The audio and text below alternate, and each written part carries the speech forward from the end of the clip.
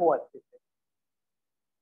ठीक है, हाँ क्योंकि वही बोला ना आपने, एक ही तो आंसर दिया था बस।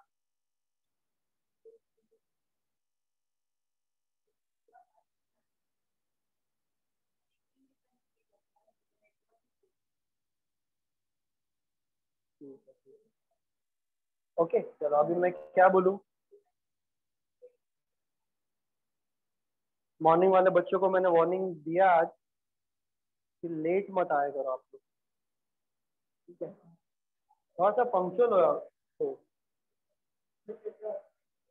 हम्म? सुबह लेक्चर था मतलब 10 से 12 था तो उसमें आए थे, हाँ उसमें क्या टाइम।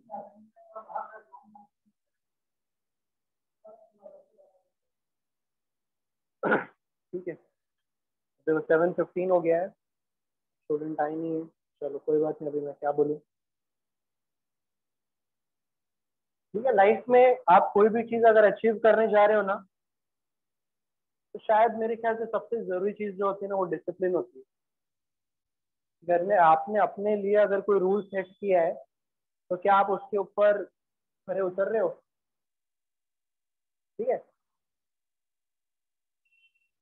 देखो लाइफ में जब हम लोग ऐसे बहुत दुखी हो जाते हैं या उदास हो जाते हैं ना किसी चीज को नहीं मिलने पे, तो हम लोग हमेशा अपने आप से ही उदास होते हैं कि यार मैंने ये सोचा था बट मैंने किया नहीं। मैंने सोचा था कि करके मुझे भागना है बट मैं थोड़ी देर भाग कर रुक गया। आप हमेशा नाराज अपने आप से रहते हो कि मैंने अपने आप के लिए टारगेट सेट किया था कि मैं आज 2 घंटे पढ़ूंगा बट मैं बैठा ही नहीं पढ़ने के लिए। तो आप कभी भी ना नाराज इसलिए नहीं होते कि आपको वो चीज मिली या नहीं मिला, आप हमेशा इसलिए दुखी होते हो कि वो चीज को पाने के लिए जो चीज मैंने सोची थी वो मैंने नहीं किया। उसके बाद अगर वो नहीं मिला, अगर करने के बाद भी नहीं मिला, कोई बात नहीं ना, आपने अपने तरफ से तो जितना हो सकता था उतना ट्राई किया। तो हमेशा ना अपने आप को ना बेहतर बनाने की कोशिश करो, लाइफ में डिसिप्लिन लाने की कोशिश करो। जो फ्रीडम बोलते हैं ना, फ्रीडम एक्चुअली डिसिप्लिन है कि आप अपनी आजादी से अपने आप को किसी काम को करने के लिए एंगेज कर रहे हो। फ्रीडम इसको नहीं बोलते कि करके आप 2 घंटे बैठे और मोबाइल लेके बैठ गए और सर्फिंग करते करते 2 घंटे बीत गए, उसको फ्रीडम नहीं बोलते हम। वो एक्चुअली आप किसी के काबू में आ चुके हो, चाहे वो सोशल नेटवर्किंग साइट हो चाहे कुछ भी हो, आप उसके काबू में, आप फ्रीडम, फ्रीडम है ही नहीं आपको। फ्रीडम ये कि मैं सिर्फ आधे घंटे के लिए सोशल नेटवर्किंग साइट पे रहूंगी, इसके बाद मुझे नहीं रहना है, उसको बोलते हैं फ्रीडम, कि आपने जो सोचा आपने वही किया। ठीक है, तो अगर 7 बजे का लेक्चर है, छोटी छोटी चीजें थोड़ा सा लाइफ में डिसिप्लिन मेंटेन करती है। मैं तो अभी थोड़ा यंग हूँ, मेरे तो सीखने के लिए बहुत कुछ है, बट यही छोटी छोटी चीजें जो मेरी लाइफ में भी रहता है कि मैं अपने लाइफ में जो भी चीजें टास्क ले रहा हूँ, जो भी चीजें कर रहा हूँ, यहाँ पर अगर मैं आ रहा हूँ पढ़ाने के लिए, तो 2 घंटे मैं यहाँ पे पढ़ाऊंगा ईमानदारी से, तो मेरा कैरेक्टर बिल्डअप होता है।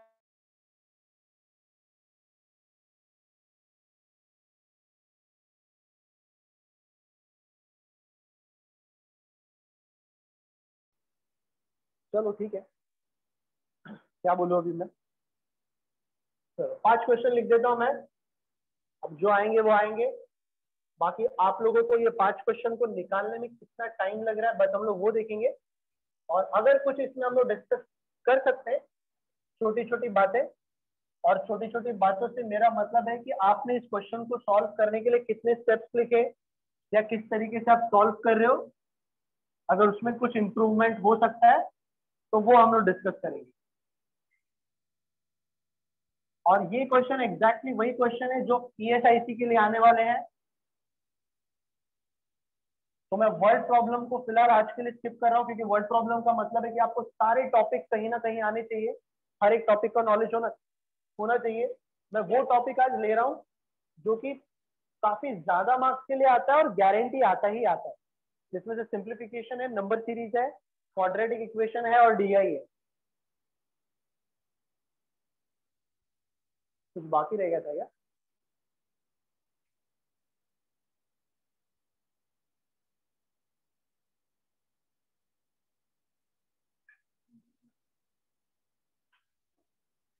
क्या हो गया, उदास हो पक्का।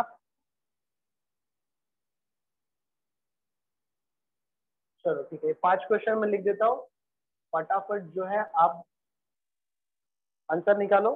देखते हैं कौन कितने जल्दी आंसर निकालते हैं। जिसका हो जाएगा वो चैट पे भी मैसेज कर देगा, कोई प्रॉब्लम नहीं, आज मैं चैट भी रीड कर रहा हूँ सबका।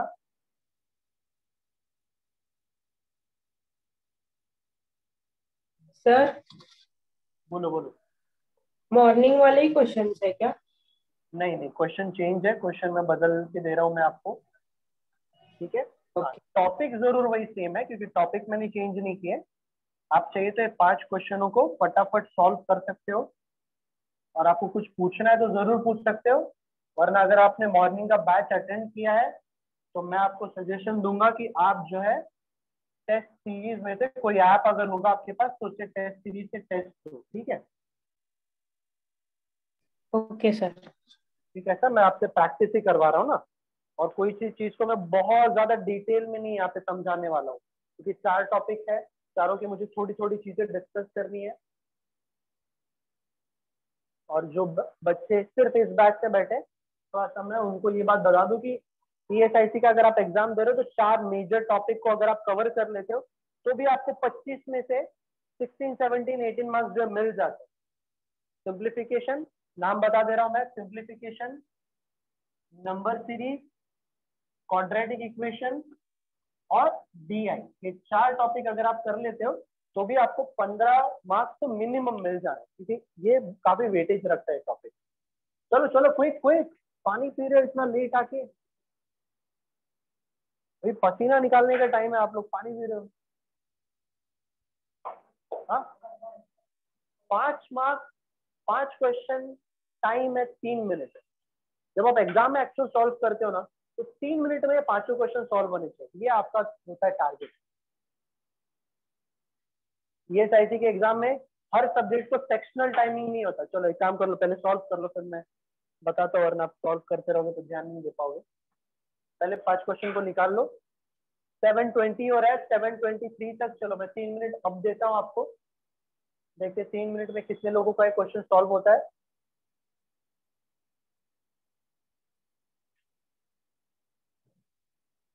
और लेट आने की आदत जो है अब थोड़ा सा, हाँ ये मुझे ना 10 to 12 वाले बैच में लोगों ने यही बोला, सर आज ही लेट आए।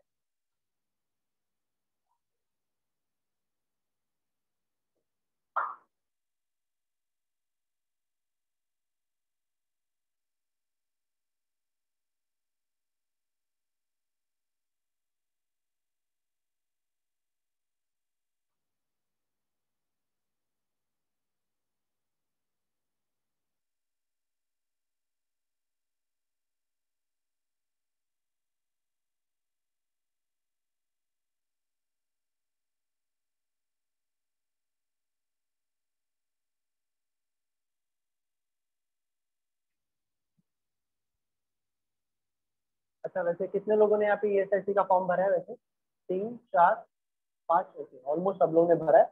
ऑनलाइन में कितने स्टूडेंट है? ऑनलाइन में है लगभग 8 स्टूडेंट।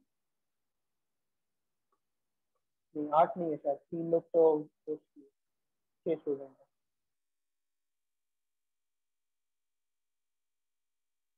ठीक है, चलो 2 मिनट हो गया, एक लास्ट मिनट और बचा है।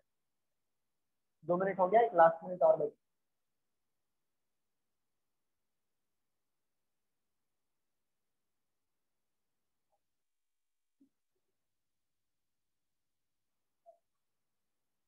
मजाक मजाक में टाइम खत्म हो जाएगा।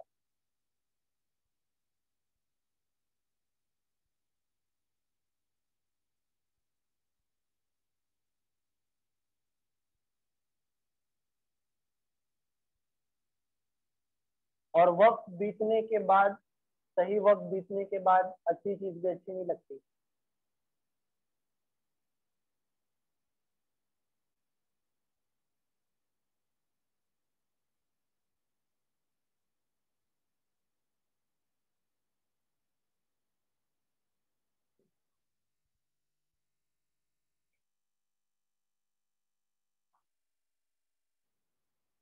एनीवन जिसने आंसर निकाल लिया हो ऑनलाइन में भी?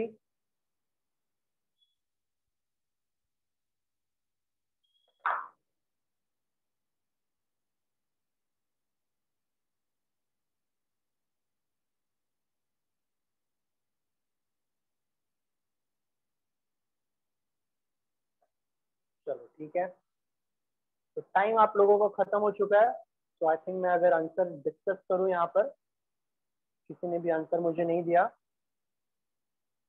अभी तक क्वेश्चन ही दिख रहे थे।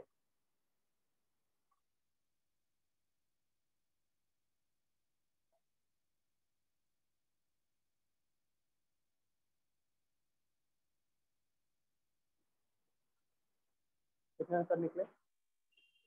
एक ही निकला। क्या मैंने आपको ये बात कभी बताई है कि कभी भी स्टेप बाय स्टेप हर चीज नहीं लिखनी चाहिए? पूछ रहा हूँ मैं, क्या मैंने बताया कभी कि सिंप्लीफिकेशन में हर चीज को स्टेप बाय स्टेप नहीं लिखते, क्योंकि टाइम इतना नहीं होता आपके पास एग्जाम में।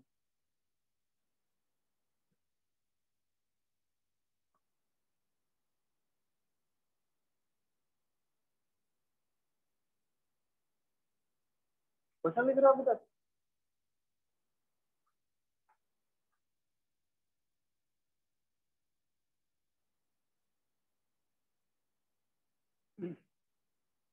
तो अगर सिंप्लीफिकेशन है, मुझे आप लोगों को कुछ बात बतानी है या सिखानी है, तो सबसे जरूरी चीज कि बहुत लोगों ने हर चीज का स्टेप बाय स्टेप आंसर लिखा है।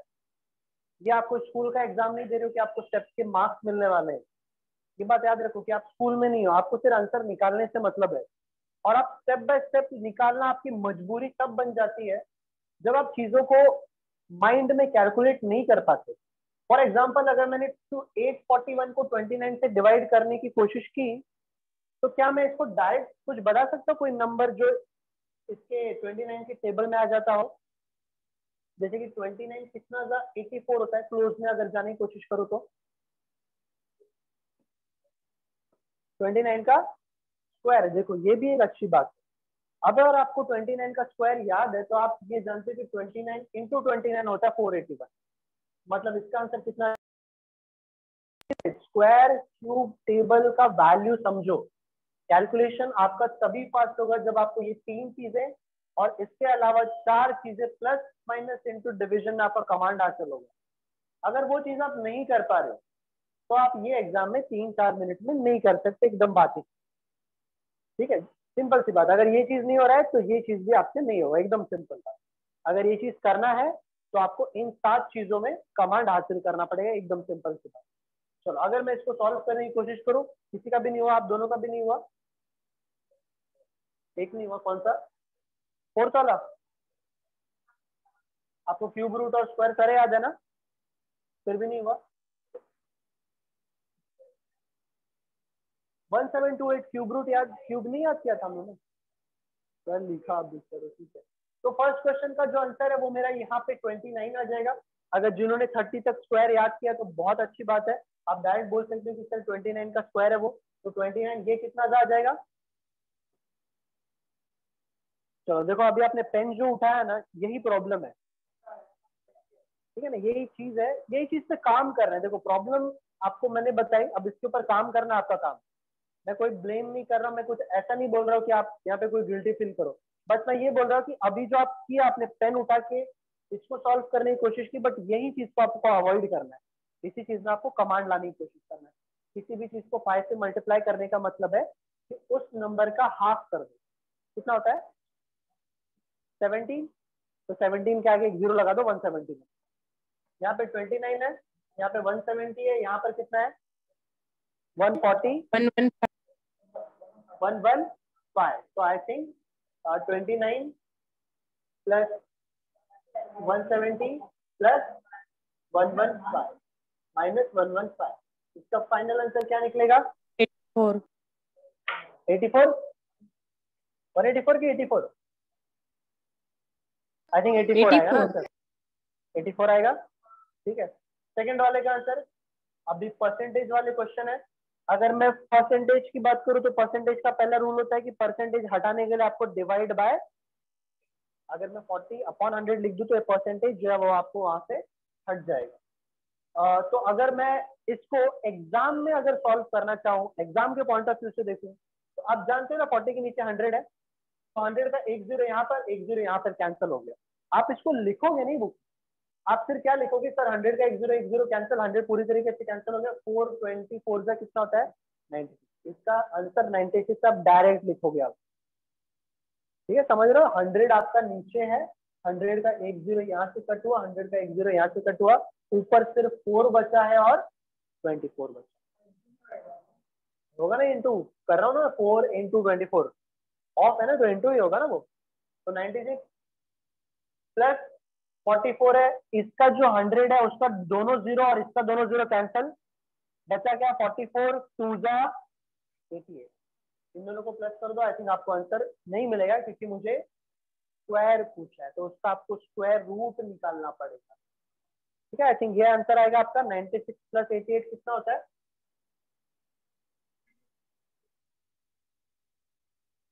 क्यों -96 क्यों? हाँ 184 आएगा ना, और 184 किसी का रूट नहीं है। आई थिंक यही आपका फाइनल आंसर है, 184 आपका फाइनल आंसर है। ठीक है, रूट आपको आंसर ऐसे भी मिलते हैं, कोई जरूरी नहीं कि करके आपको आंसर, कहीं पे भी हमने कोई भी स्टेप गलत नहीं किया, एकदम परफेक्ट आंसर रूट 184। रूट 184 को लिखने का एक और तरीका है, आप उसके बाहर एक वैल्यू निकाल सकते हो। फॉर एग्जाम्पल ऐसे नंबर लो जो परफेक्ट स्क्वायर हो, जैसे कि 4 ले सकता हूं मैं क्योंकि 4 एक परफेक्ट स्क्वायर है।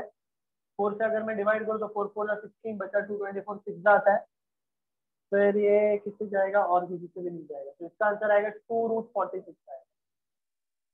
क्योंकि अगर मैं 4 को बाहर निकालूं तो 4 का क्या बन जाएगा, वो 2 बन जाएगा। तो आंसर में आपको ये भी हो सकता है और ये भी हो सकता है।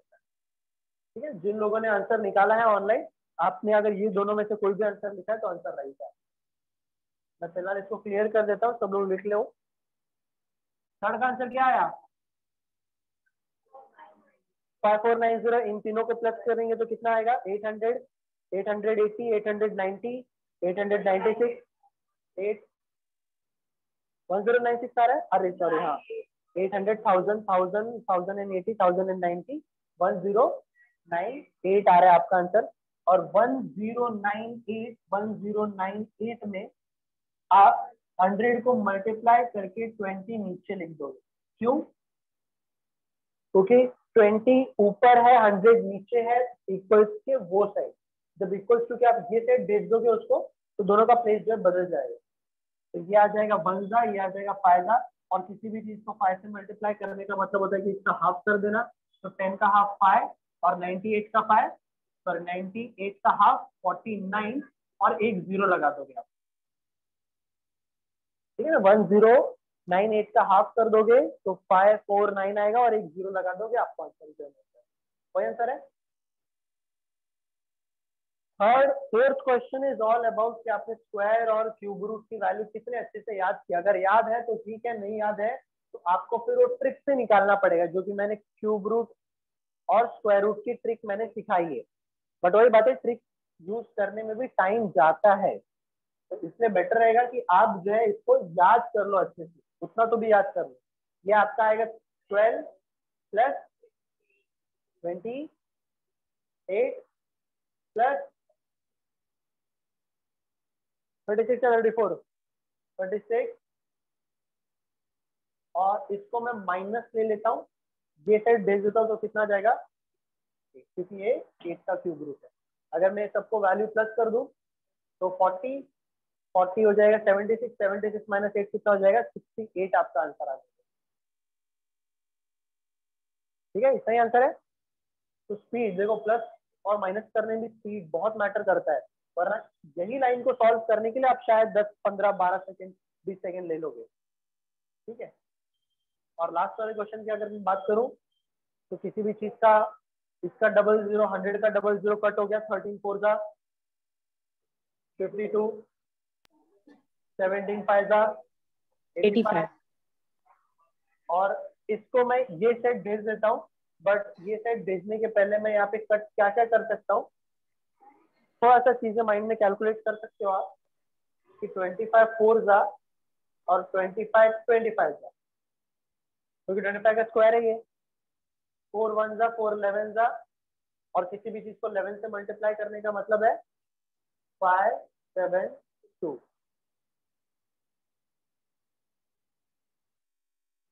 11 का मल्टीप्लाई करने का मतलब क्या है कि जैसे अगर मैंने 72 लिखा है तो 2 आपका लास्ट में आएगा ही आएगा। 7 + 2 कितना होता है? 9 होता है, और स्टार्टिंग का 7। फॉर एग्जाम्पल अगर मैंने 3 डिजिट लिखा है, मतलब चलो 4 डिजिट लिखा है, तो लास्ट का 1 1 ही रहेगा। ये दोनों का एडिशन 3, ये दोनों का एडिशन कितना होता है? 11 होता है। तो 1 इधर लिखोगे, 1 कैरी हो गया। फिर 4 + 9 कितना होता है? 13। 13 + 1, तो 4 यहाँ पर 1 कैरी हो गया, और 4 का 4 आप यहाँ पे लिखोगे, मतलब 5 हो जाएगा। 5 4 1 3 1 आपका आंसर आ जाएगा। ये छोटी छोटी बातें, 5 से मल्टीप्लाई करते हैं तो कैसे करते हैं, 11 से करते हैं तो कैसे करते हैं, छोटी छोटी बातें आपका स्पीड जो है एग्जाम के टाइम में बहुत फर्क क्रिएट कर देता है।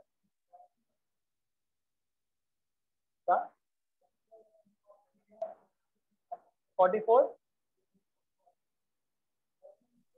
कर सकते हो ना आप, कर सकते हो, और आपको 100 से फिर डिवाइड करना पड़ेगा उसको, सर करने के लिए प्रॉब्लम नहीं। बोलो बोलो। वापस बताओ ना फिफ्थ वाला।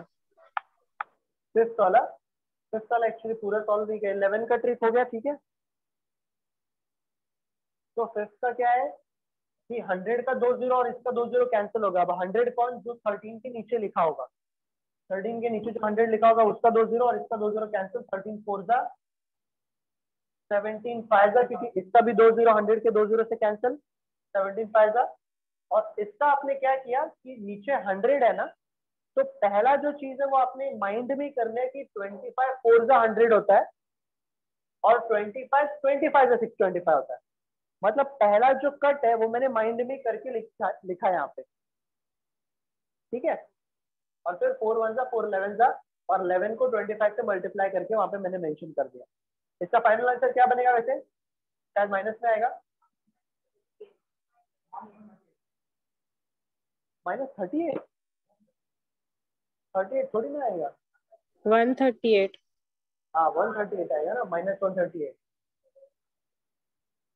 ठीक है।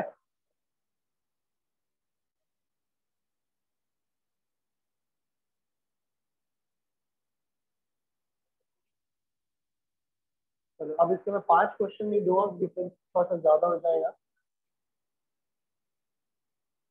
तो ये जो चीज है ये है आपका सिंप्लीफिकेशन, जो कि एग्जाम में आपको 5 मार्क्स के लिए भी देखने के लिए मिल सकता है, 10 मार्क्स के लिए भी देखने के लिए मिल सकता है। और इम्पोर्टेंट चीज मैंने आपको यहाँ पर क्या बताया कि स्टेप्स अवॉइड करो।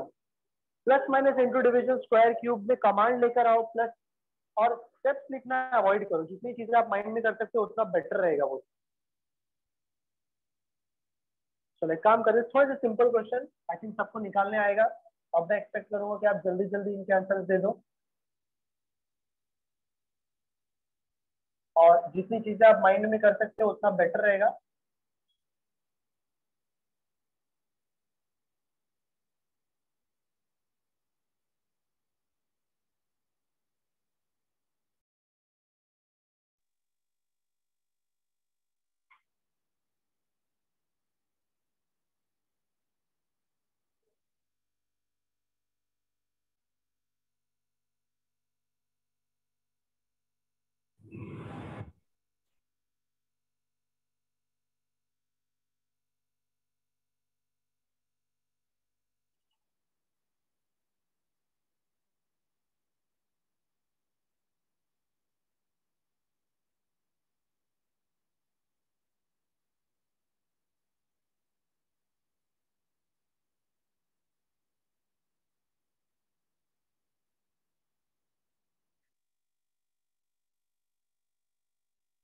चलो 4 क्वेश्चन मैं दे रहा हूँ।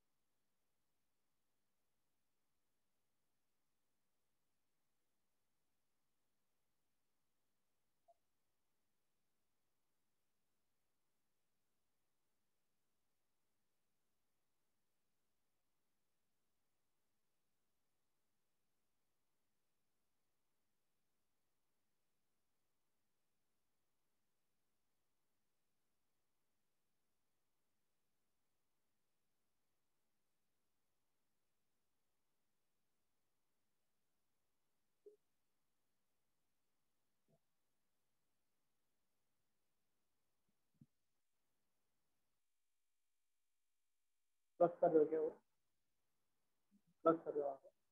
मल्टीप्लाई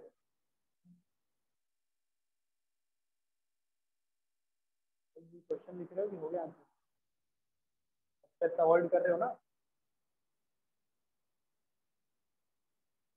पहले दो आगे रोक दिया।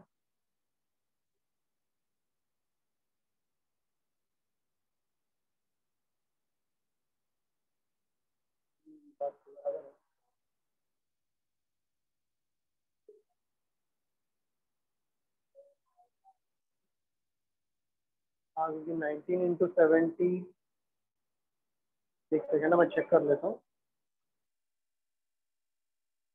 90 इंटू 17 डिवाइड बाय 14 तो लिखा तो है ना? अच्छा सॉरी 70 लिखा है।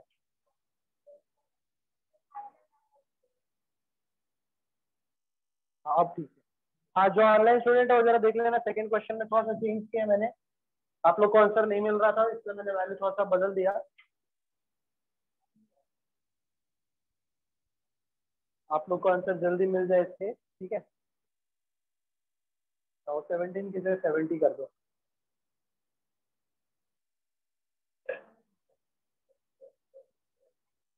क्या पूछ रहे हो? हाँ चेंज, सेकंड क्वेश्चन में थोड़ा चेंज किया। सेकंड क्वेश्चन में 17 की जगह पे 70 लिखा है। उसका आंसर मिल गया था।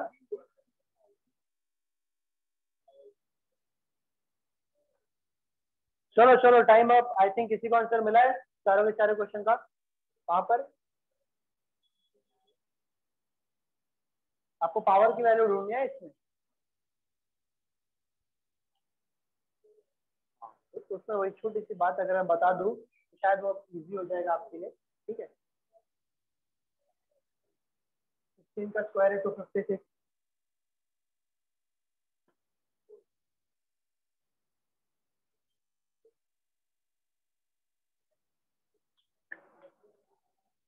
ठीक है चलो ऑनलाइन में किसी ने आंसर निकाला है क्या? ओके सारे 102 435 13466।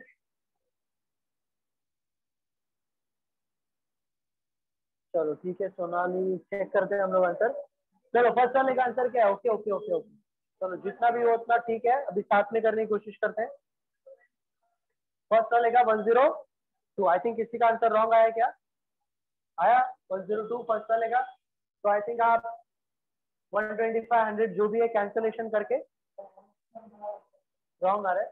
तो अगर मैं नीचे 100 लिख दूं यहाँ पर, तो सबसे पहले आप 25 से दोनों को कट कर दोगे। किसको किसको? 125 और 100 को। 125 फायदा हो जाएगा, सॉरी 25 फायदा, 25 फोर जा, 4 1 जा 4, 6 जा 6 फायदा 30 होता है। और ठीक उसी तरह मैं यहाँ पे भी कैंसलेशन कर रहा हूँ। 53 जा 52 जा और 2 1 जा 2 2 जा 24। तो 5 6 जा 30 एंड 4 3 जा 72। 30 और 72 आपका बन जाएगा 102। ठीक है सेकंड क्वेश्चन की बात करूं तो बस यहाँ पे मैंने थोड़ा सा चेंज किया है कि 17 की जगह पे मैं 70 लिख रहा हूँ। 14 जो है इसके नीचे आ जाएगा, मतलब 1 जा 5 जा, और 5 इंटू 90 कितना होता है? 450 होता है। तो ये बिना लिखे आपको जो है बुक में मेंशन करना नहीं चाहिए कि इस एरिया का जो वैल्यू है वो 450। 450 -13 करूंगा मैं, शायद सॉरी -15 करूंगा। 450 -15 435 आना चाहिए आंसर, ठीक है? और इसमें तो सिर्फ आपको प्लस करना था शायद। 6 + 4 10 10 + 6 16 कितना? 134। बट वही बात है, प्लस करने में भी टाइम लग सकता है अगर आपका प्रैक्टिस अच्छा नहीं है तो, या गलतियां हो सकती है। तो बेटर है उसका प्रैक्टिस आप अच्छे से कर लो। जहां तक बात करूं मैं लास्ट वाले क्वेश्चन की, आपको 4 का पावर ढूंढने के लिए कहा गया है। तो अभी सबसे पहली चीज कि अगर आपने मल्टीप्लाई कर दिया है तो चीजों को अवॉइड करो, पहले मल्टीप्लाई करना। पहले जो चीजें कट हो सकती है पहले उनको कट कर लो ताकि वैल्यू छोटा सा रहे। अगर मैंने किसी को, अगर ये बात समझ में आ रही है तो ब्रैकेट का कोई सेंस नहीं बनता है। ओके ओके ब्रैकेट का कोई सेंस नहीं बनता है। अगर मैं इसको कट करना चाहूँ तो 180 1 जा और एक 2 जा कट हो सकता है। हो सकता है ना कट। अगर मैं और कट करना चाहूँ तो ये 1 जा, ये 4 जा, और 4 1 जा, 4 2 जा 8 होता है, बचा 2 22 बना, 4 5 जा 20, 256। तो सब कट करने के बाद अब मेरे पास सिर्फ 256 बचा। 4 का कितना पावर होता है 256? तो आप अगर नहीं निकाल पा रहे हो तो काउंट कर सकते हो। 4 का पावर 1 4, 4 का पावर 2 यानी कि 4 का स्क्वायर 16 होता है, 4 का क्यूब 64 होता है, और 64 में अगर आप 4 मल्टीप्लाई कर दो तो आपको 256 मिलता है। मतलब इसका जो आंसर है वो आपका 4 आना चाहिए। 4 का पावर कितना होना चाहिए? 4 होना चाहिए आपका। तो मैंने यहाँ पे मल्टीप्लाई किसी को भी नहीं किया है, मैंने सबको कट कर दिया, फिर मल्टीप्लाई करने के लिए कोई नंबर बचा ही नहीं, तो डायरेक्ट 4 का पावर 4 आपका 256 बन जाएगा। हाँ, 0.1024 को 4 से कट किया। सबसे पहले ये दोनों को कट किया, 1 जा 2 जा, फिर ये 2 को इस 8 से कट किया तो ये 8 बन गया 4, और ये 4 को मैंने 1024 से मैंने यहाँ पे कट किया। ठीक है, तो जिन बच्चों का लास्ट वाला क्वेश्चन नहीं निकला, बस ये बात है कि आपको शायद ये छोटी सी चीज पता नहीं थी शायद की करके, अगर वैल्यू यहाँ पर हो तो आप इसको कैसे फाइंड आउट करते हो। ठीक है,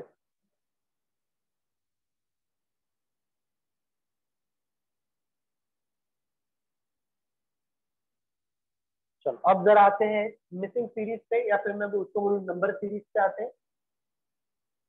नंबर सीरीज और क्वाड्रेटिक इक्वेशन दो ऐसे टॉपिक है, एग्जाम में शायद दोनों में से कोई एक देखने के लिए मिले, बट जो भी एग्जाम में आएगा वो 5 मार्क्स के लिए आपको आ सकता है। दोनों में से जो भी एक टॉपिक आ जाएगा आपको 5 मार्क्स के लिए जो है देखने के लिए मिल सकता है। चलो क्वेश्चन जो है मैं थोड़े से सिंपल रखता हूँ शुरू में।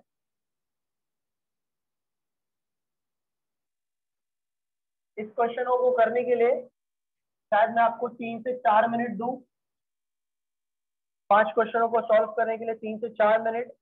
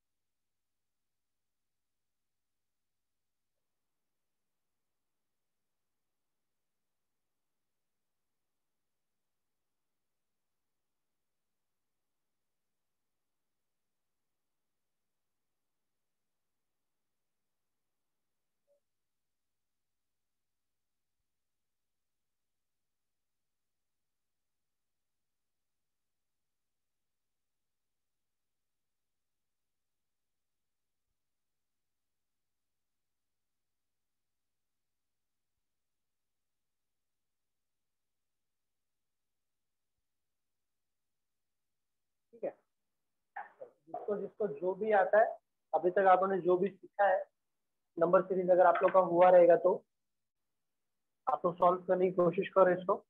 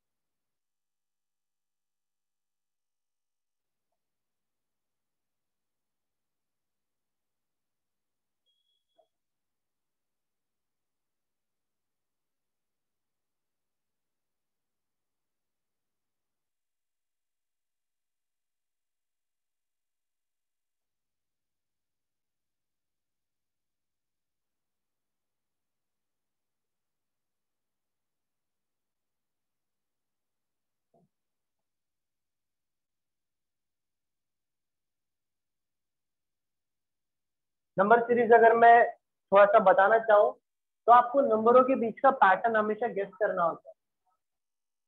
तो पैटर्न आपका प्लस माइनस में भी हो सकता है, इंटू डिवीजन में भी हो सकता है, या फिर स्क्वायर और क्यूब का भी पैटर्न जो है बन सकता है। हर पैटर्न को सॉल्व करने का तरीका अपना अलग होता है।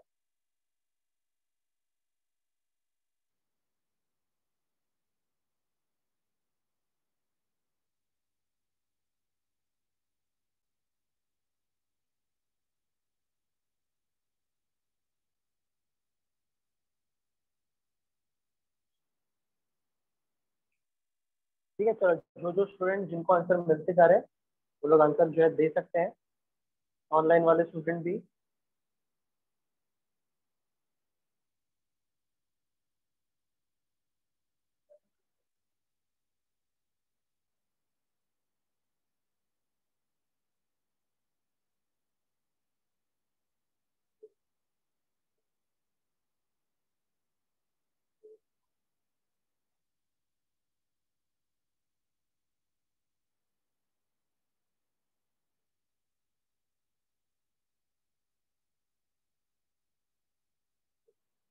मिला आंसर?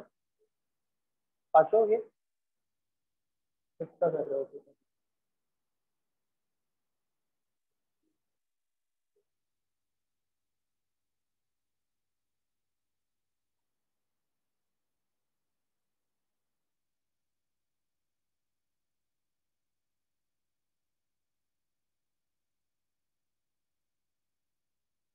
आया आंसर एक भी?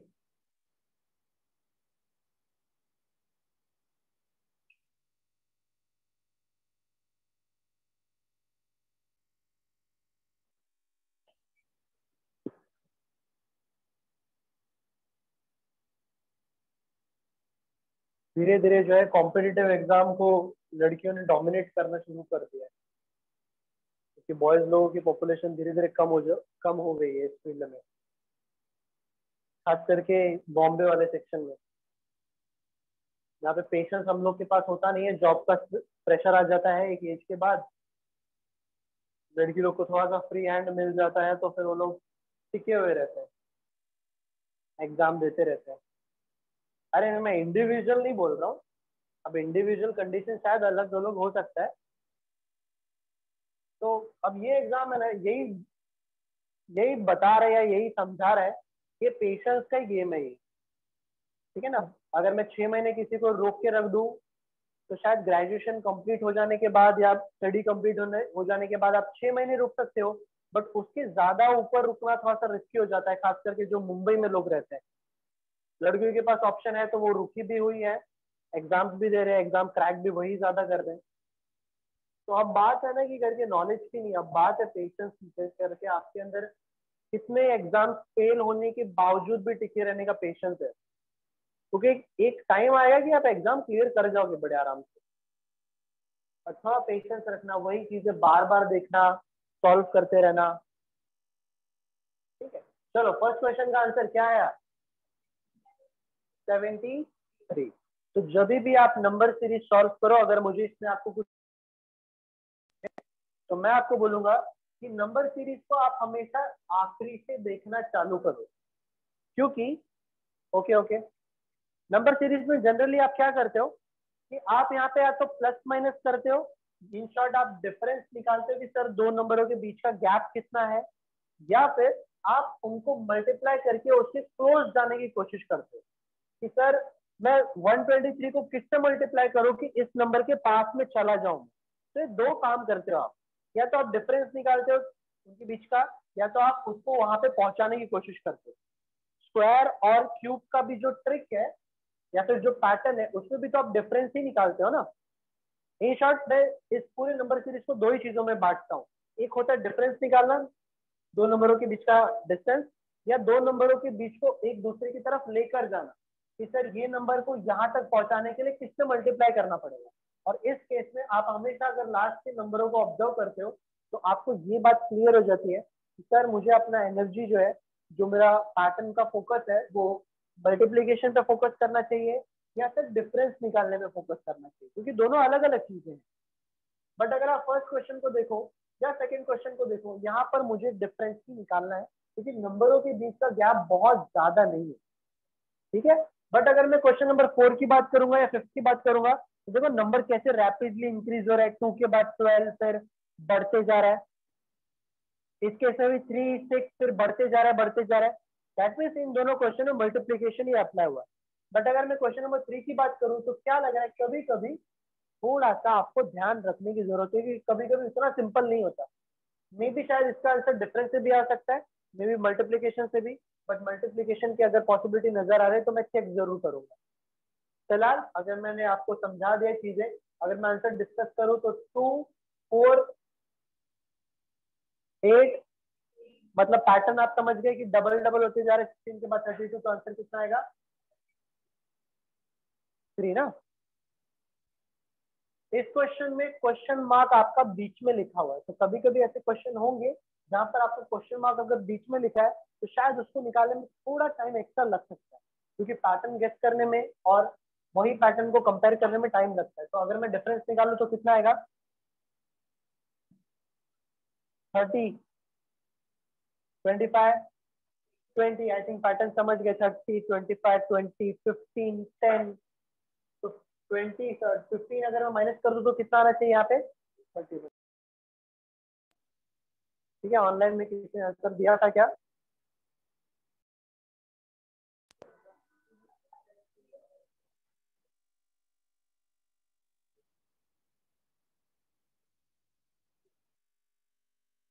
ओके, चैट ऑफ करके रखा है क्या?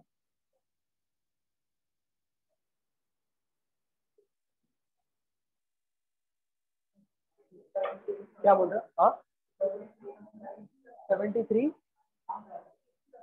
इसका देखो डिफरेंस 2 है, 4 है, 8 है, 16 है, अब 32 आएगा।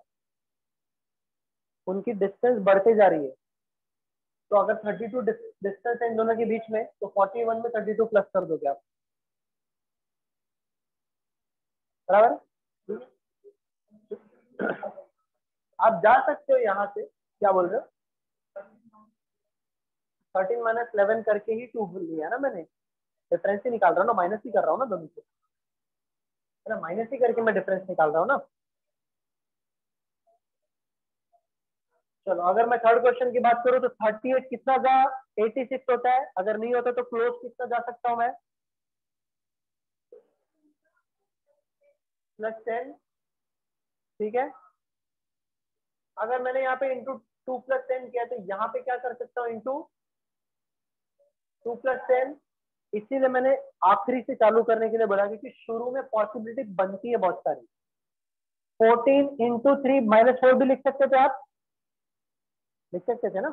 बट क्योंकि मेरा यहाँ पर एक पैटर्न बना हुआ है, × 3 -4 का शायद कोई लॉजिक नहीं बैठेगा, तो मैंने यही स्ट्रक्चर को अगर कंटिन्यू करते जाऊंगा तो यहाँ पे बस मुझे क्रॉस चेक करना है कि आगे कंटिन्यू नहीं हो रहा है। अब मेरे ख्याल से गलत हो गया, अब मुझे इसका स्ट्रक्चर जो चेंज करना पड़ेगा। इसीलिए मैंने बोला कि इसका आंसर शायद डिफरेंस से आएगा क्या?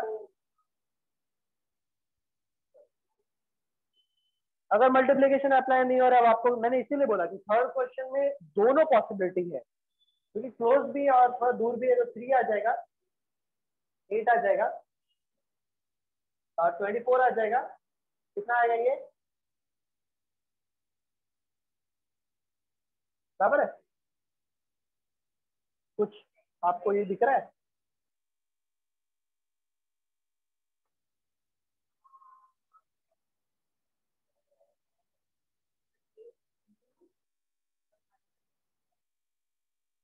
थर्टी एट इंटू 3 करूंगा तो कितना हो जाता है?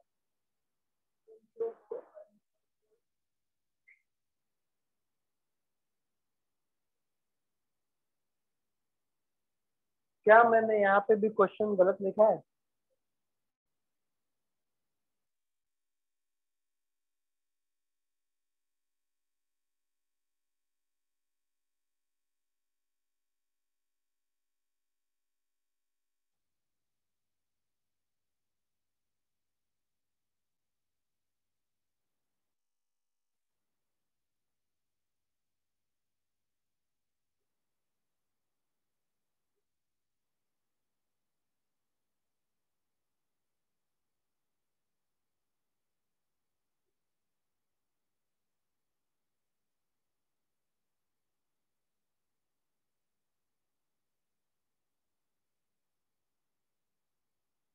अगर 77 इसको प्लस कर भी तो आंसर आ जाएगा?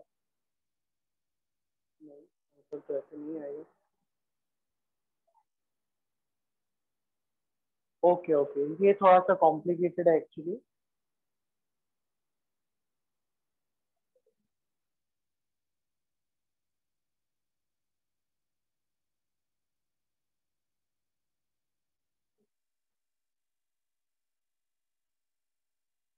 ठीक है, तो ये क्या है मालूम है, ये नंबर जो है वो 2 का स्क्वायर -1, 3 का स्क्वायर -1, 5 का स्क्वायर -1, 7 का स्क्वायर -1, और इसके बाद क्या आएगा, 2 का स्क्वायर -1 है, 3 का स्क्वायर -1 है, 5 का स्क्वायर -1 है, 7 का स्क्वायर -1 है, और एक नंबर 9 आएगा क्या? 11 आएगा, क्योंकि आपने प्राइम नंबर 2 से स्टार्ट किया है वहां पर। तो कभी कभी कुछ चीजें डिफिकल्ट होती है, कभी कभी थोड़ा सा आपको टाइम जरूर लेगा वो।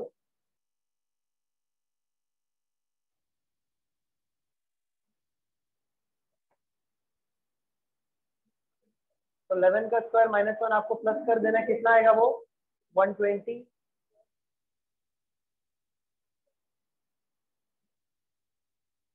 क्या हुआ?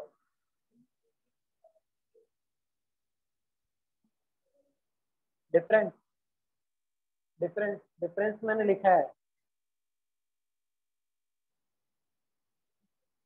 ये जो नीचे वाले लिखे मैंने सारे डिफरेंस लिखे हैं उनके बीच में। ठीक है, चलो चलो ठीक है ठीक है, आगे कंटिन्यू करते हैं हम लोग, कंटिन्यू करते हैं आगे। तो कब देखो मल्टीप्लीकेशन में इसका ट्रिक आपको मिलेगा नहीं, तो मैंने क्या किया कि उसका डिफरेंस निकाला। डिफरेंस आपको 3 मिला, 8 मिला, 24 मिला, 48 मिला। अब ये डिफरेंस का भी मैं डिफरेंस निकाल रहा था, फिर भी मुझे आंसर जो है नहीं मिल रहा था। तो अब मैं समझे कि ये कुछ ना कुछ अलग है, क्योंकि देखो आपको नंबर सीरीज सिर्फ प्लस माइनस और इंटू डिवीजन में ही नहीं वो क्या बोलते हैं खत्म हो जाता है। बहुत सारे स्ट्रक्चर होते हैं, बहुत सारी चीजें होती है। जैसे कि कभी कभी आपको ऐसे भी नंबर मिलते हैं कि ये दोनों को प्लस करके ये नंबर बनेगा, ये दोनों को प्लस करके ये नंबर बनेगा। तो ऐसे बहुत सारे पैटर्न होते हैं जहां पर आपको सोचना पड़ता है, बट मैं बोलता हूँ कि दो ही चीजों के बारे में सोचो, डिफरेंस और मल्टीप्लीकेशन, क्योंकि सारी चीजें कंसिडर करते बैठोगे तो टाइम आपके पास उतना है नहीं। बट एक आध दो ऐसा क्वेश्चन आ जाता है एग्जाम में, थोड़ा सा आपको ध्यान रखना होता है।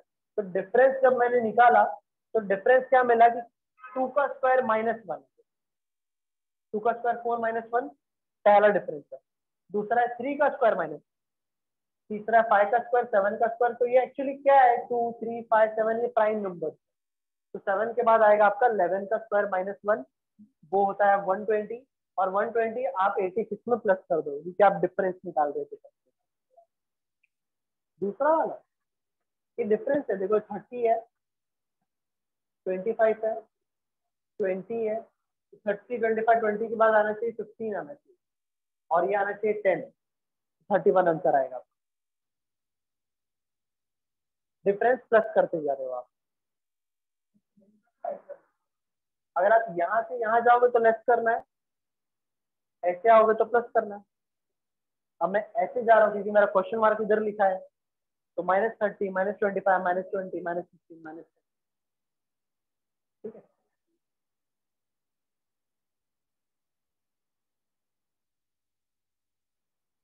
चलो क्वेश्चन नंबर 4 को देखकर अब मुझे क्लियर कट समझ में आ रहा है कि सर ये मल्टीप्लीकेशन है, क्योंकि नंबर का डिफरेंस बहुत ज्यादा है। ये कितना हो जाएगा, इंटू 2 हो जाएगा, क्लियर दिख रहा है, ये इंटू 3 हो जाएगा, आई थिंक इंटू 2 इंटू 3, और ये है इंटू 6। तो बचा कौन, इंटू 4 और इंटू 5। तो कभी कभी कुछ वैल्यू ज्यादा सिंपल भी होते हैं। अरे वो आप अगर ऐसे जाओगे तो मल्टीप्लाई, ऐसे जाओगे तो डिवीजन, आपकी नजरिए की बात है ना, आप जैसे जाना चाहते हो वैसे। लास्ट क्वेश्चन भी आई थिंक मल्टीप्लीकेशन है, क्योंकि नंबर में काफी गैप दिख रहा है। तो इंटू 3 -3, क्योंकि सिर्फ इंटू 3 करने से ये वैल्यू आपको नहीं मिलेगी, -3 करना पड़ेगा इंटू। तो आई थिंक अब मैं कहीं ना कहीं ये बात समझ रहा हूँ कि इंटू 3 -3 कॉन्स्टेंट है, तो आप इसको इंटू 3 करो, दैट विल बिकम 18 माइनस 3 करो 15, आपका आंसर आ जाएगा लास्ट वाले का आंसर। तो मे बी 5 क्वेश्चन में से शायद एक क्वेश्चन थोड़ा डिफिकल्ट एग्जाम में आ भी सकता है, क्योंकि ये 2 क्वेश्चन और ऊपर के 2 क्वेश्चन तो फटाक से सॉल्व हो गए।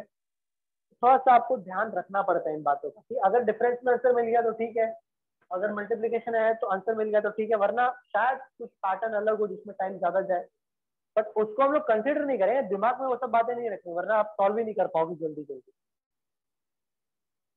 ठीक है, चलो इसको कवर कर देता हूँ मैं।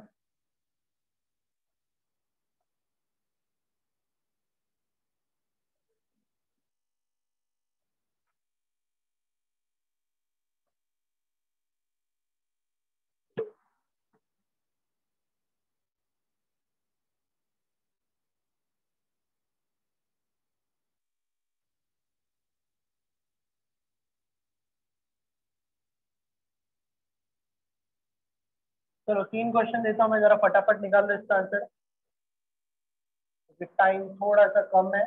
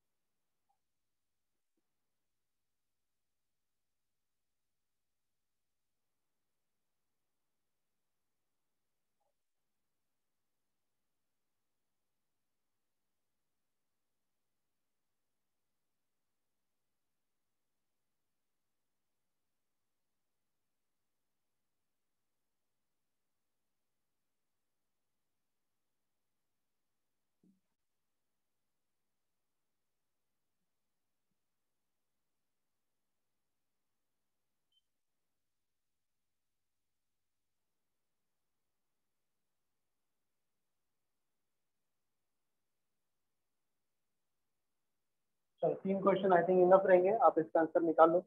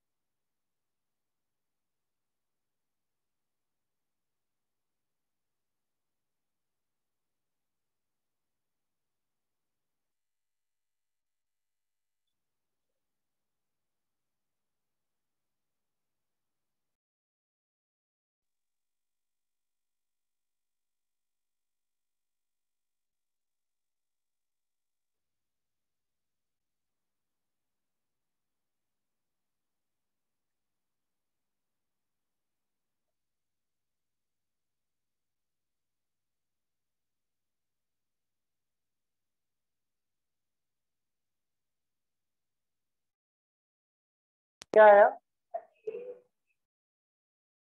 बड़ा सिंपल है। कितना हो जाएगा? 7। अच्छा, वो ऑल्टरनेटिव है, प्लस माइनस है, हमेशा एक ही चीज नहीं होगा। यहाँ पर कितना आ जाएगा? -9।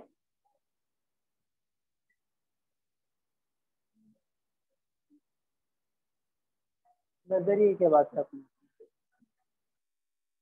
ठीक है। -9 फिर +7। अच्छा, तो आई थिंक वो आप समझ रहे हो कि कांस्टेंट है, तो वहां पर क्या हो जाएगा? +7 हो जाएगा। +7 का मतलब -7, ऐसे करोगे तो कितना आएगा आपका आंसर? 38। अगर मैं ये करूंगा तो ये 90 आ रहे, डिफरेंस ही आंसर आने वाला है, मल्टीप्लीकेशन का कोई चांस नहीं, ठीक है। तो देखो, आपको एनर्जी कहाँ पे फोकस करना है क्लियर हो जाता है कि सर मल्टीप्लीकेशन तो पॉसिबल नहीं है, क्योंकि नंबर आपस में काफी ज्यादा क्लोज है। मैं इंटू 2 भी नहीं कर सकता, क्योंकि सबसे छोटा मल्टीप्लीकेशन में क्या होता है? इंटू 2 होता है। तो इंटू 2 भी नहीं कर सकता, तो सर फटाफट जो हम लोग क्या निकाल लेंगे? डिफरेंस निकाल लेंगे। तो डिफरेंस से मुझे क्या मिलेगा? कुछ नजर आ रहा है क्या? चलो, अगर कुछ भी नजर नहीं आएगा तो ऐसे केस में हम लोग क्या करते हैं? दोबारा डिफरेंस निकालते हैं,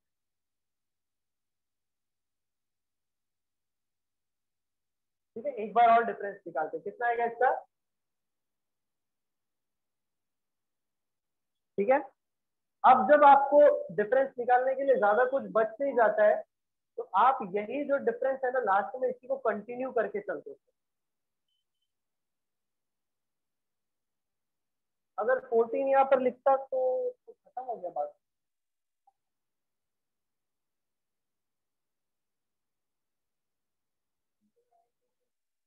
हाँ, 34 आएगा, ओके। ये बराबर लिखा है मैंने,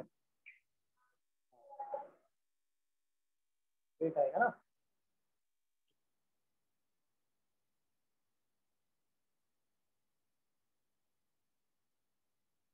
तो अगर 12 लिख दूं मैं यहाँ पर, माइनस करूँ तो 102 बनता है ना वो।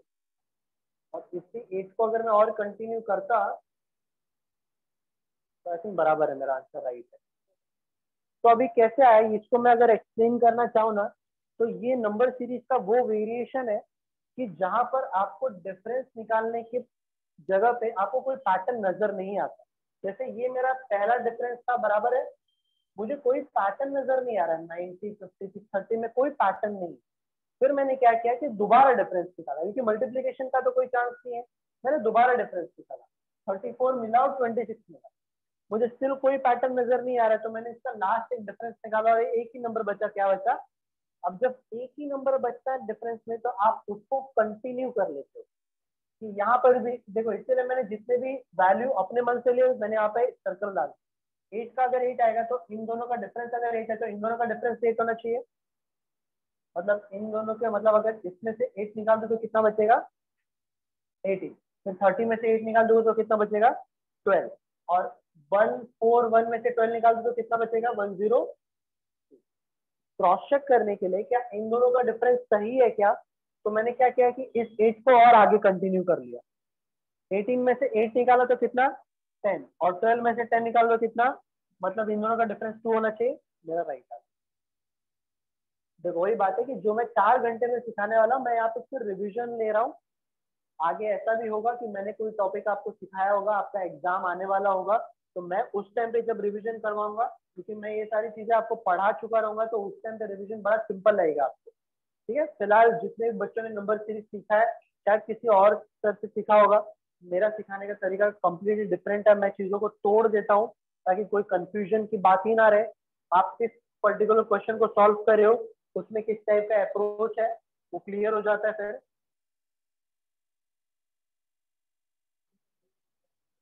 क्या बोल रहे हो? 1,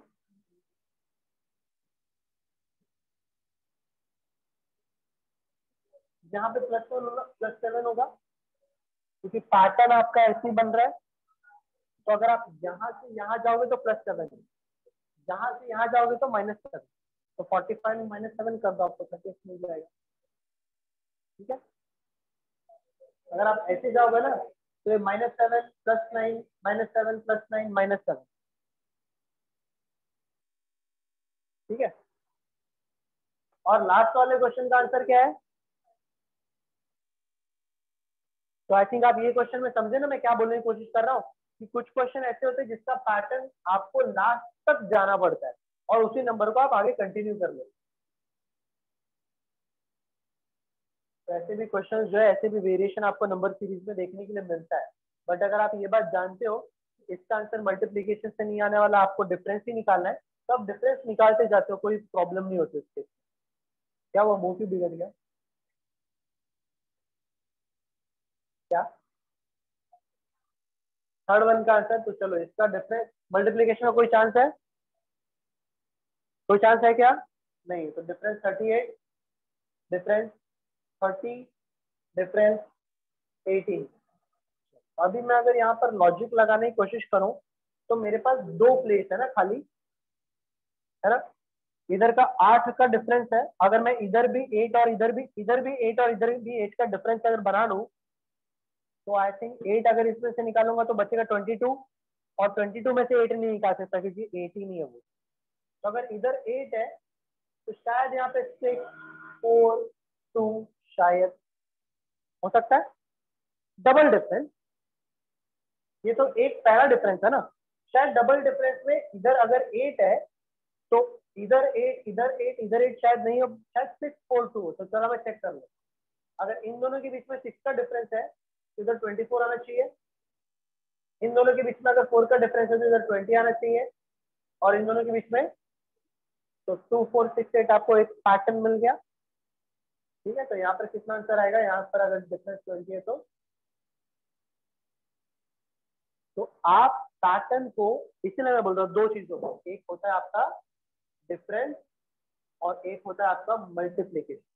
अगर आपको मल्टीप्लीकेशन का पैटर्न समझ भी गया है कि चलो मल्टीप्लीकेशन ही है, देखो मैं जरूरी चीज बोल रहा हूँ, मैं क्या बोल रहा हूँ, अगर आपको ये बात पता चल गया कि सर इसको मल्टीप्लीकेशन से ही सॉल्व करना है, बट स्टिल मल्टीप्लीकेशन में भी पैटर्न्स होते हैं, आपको चेक करना पड़ता है। सर इसका आंसर है ना मुझे डिफरेंस से ही मिलेगा, मुझे पता चल गया है, बट स्टिल आप इसका डिफरेंस निकालने में नाकामयाब रहे क्योंकि आपको एक के बाद और डिफरेंस क्या लेना था, आप क्लिक नहीं कर पा रहे। ठीक है, गेस नहीं कर पा रहे।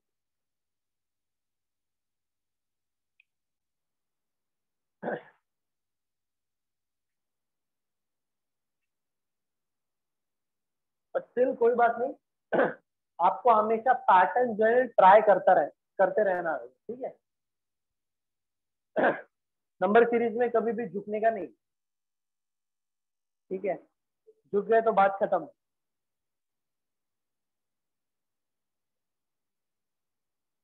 देखा है कि नहीं पुष्पा? नहीं देखा?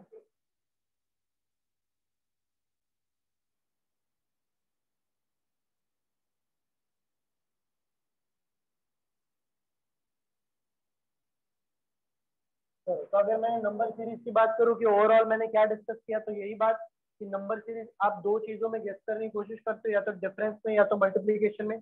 हमेशा लास्ट से गेस करने की कोशिश करते हो क्योंकि वो सिंपल पड़ता है।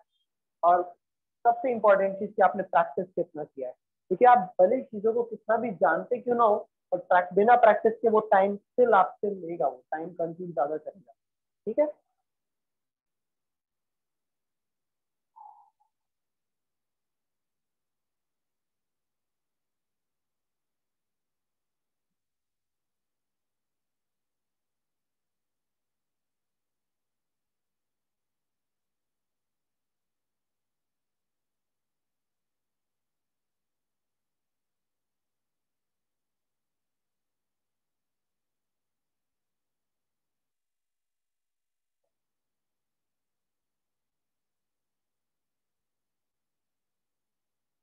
तो जब भी हम लोग क्वाड्रेटिक इक्वेशन सॉल्व करते हैं, बचपन की एक बात याद आती है कि टीचर कहा करती थी कि splitting the middle term, splitting the middle term, बीच वाले टर्म को ऐसे तोड़ो कि वो दो नंबर मल्टीप्लाई करके ये बन जाए और प्लस करके या माइनस करके बीच वाला नंबर बन जाए। राइट है, बट मैं कैसे बोलता हूँ कि लास्ट वाले नंबर को तोड़ दो, 25 नंबर को ऐसे में तोड़ो कि मल्टीप्लाई करके 25 ही होना चाहिए, मतलब इन शॉर्ट इस नंबर का फैक्टर निकालो, मल्टीप्लाई करके ये बनना चाहिए, और प्लस करना है या माइनस करना है वो आपका इन साइन के ऊपर डिपेंड करता है।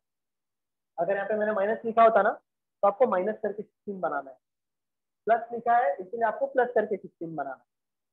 बस आपको इस चीज में मैं सिखा क्या रहा हूँ कि कॉम्पिटिटिव एग्जाम में जब आप क्वाड्रेटिक इक्वेशन करते हो तो सबसे इंपॉर्टेंट चीज क्या करते हो। अच्छा वैसे इसका आंसर निकालना आता है ना सभी लोगों को।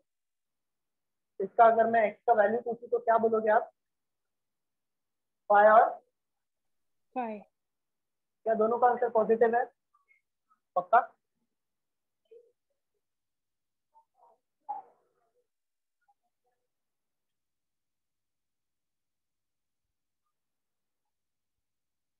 तो कभी कभी कैसा होता है, कभी कभी क्या साइन में कंफ्यूजन क्रिएट होती है, तो मैं इसके लिए टेबल बनाता हूँ।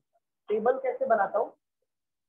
टेबल कैसे बनाता हूँ कि plus plus plus question mark, जैसे कि मैंने सुबह की बैच में बताया था कि आप एक क्वेश्चन मार्क यहाँ पे बनाने की कोशिश करते हो। ये जो सारे साइन है ये क्वेश्चन के साइन, क्वेश्चन है माइनस प्लस है मतलब माइनस प्लस, ये वाला क्वेश्चन वाले साइन की बात कर रहा हूँ। जब आप आंसर निकालोगे तो जो बड़ा नंबर है वो पहले लिखोगे और जो छोटा नंबर है वो बाद में लिखोगे, और इनका sign according to the question वो ऐसा बनेगा। आप एक क्वेश्चन मार्क ऐसे बना रहे हो और एक क्वेश्चन मार्क ऐसे बना रहे हो प्लस के साइन की, और बाकी के जो जगह खाली हो गए उधर माइनस दे रहे हो, तो आपको ऐसे याद भी रहते हैं। जब एग्जाम स्टार्ट होने वाला रहता है, जब विजिलेटर बोलते हैं कि जब तक एग्जाम स्टार्ट ना हो आप रफ शीट में कुछ भी नहीं लिख सकते वरना डिस्क्वालीफाई हो जाओगे, आप उसी मौके का फायदा उठा के ये चीज बना लेते अपने मार्कशीट। ठीक है ना, इतना रिस्क वाली चीज नहीं है। ठीक है ना, चंदन की लकड़ी चोरी करने से बड़ा रिस्क तो नहीं है ये, तो इतना हम लोग रिस्क ले सकते हैं कि वही जो टाइम होता है एग्जाम स्टार्ट होने के पहले उसमें आप क्या क्या चीजें लिखते हो मालूम है? एबीसीडी लिख देते हो ताकि अल्फाबेट क्वेश्चन करने में आपको कोई प्रॉब्लम ना हो। ये सारी चीजें लिख देते हो। मान लो किसी को स्क्वायर या क्यूब याद नहीं हो रहा है, या 15 से लेकर 20 तक के स्क्वायर आपने हाथ पर लिख दिए हैं, तो उसको जाके पेपर पे लिख दो और हाथ क्लियर कर दो। ठीक है ना, कोई भी सबूत जो है आपके शरीर पे नहीं होना चाहिए। तो जितना आप चीजें कर सकते हो उतना आप ट्राई कर लो कि ताकि एग्जाम में छोटे छोटे एक दो दो तीन तीन चार चार सेकंड जो है बचे आप। ठीक है, तो अगर मैंने ये लिख दिया ना, अगर आप ये चीज जानते हो तो बस आपको स्प्लिट करना है और वैल्यू को लिख देना है। फॉर एग्जाम्पल जैसे सेकंड वाले केस में y को 55 को कैसे स्प्लिट करूं कि प्लस करके 16 आ जाए? 11 और 11 5, माइनस और प्लस है तो दोनों आंसर पॉजिटिव में होगा। ठीक है, दोनों आंसर पॉजिटिव में होगा। और इसके बाद आपको क्या करना होता है, चीजों को कंपेयर करना होता है कि सर 11 दोनों से बड़ा है, ठीक है, सर 5 दोनों से बराबर है, that means x is less than equal to y। y जो है x से बड़ा भी है और एक जगह पे ग्रेटर भी है। फिर ग्रेटर और less at the same time नहीं होना चाहिए, वरना वो कैनॉट बी डिटरमाइन हो जाए। तो मैं इसके 4 क्वेश्चन देता हूँ आपको, 4 क्वेश्चन सॉल्व करो। जितनी भी चीजें आपने सीखी है मैंने बस आपको ये बताया कि एग्जाम में सॉल्व करते टाइम पे आप टाइम का टेंशन कभी नहीं लेते हो, आप फिर चीजों को स्प्लिट करके वैल्यू लिखने की कोशिश करते हो। ठीक है, चलो मैं 4 क्वेश्चन आपको लिख के देता हूँ।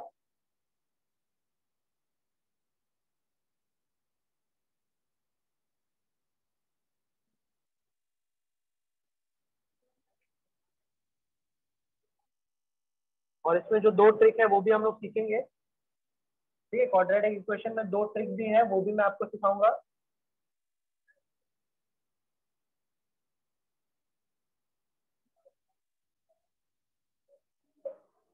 शायद स्प्लिट करने में थोड़ा सा ध्यान रखना।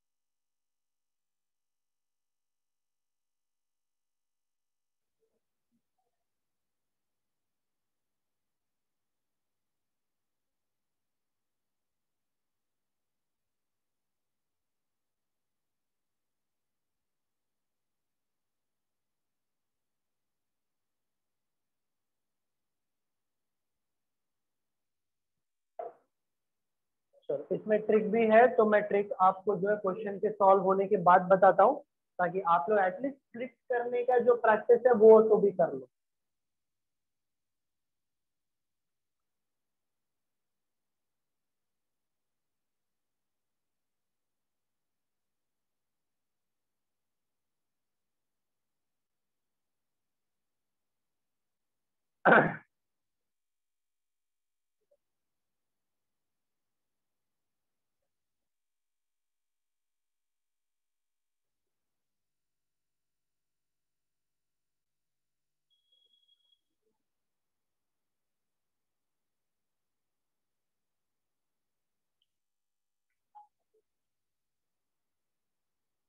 वन 32 है वो।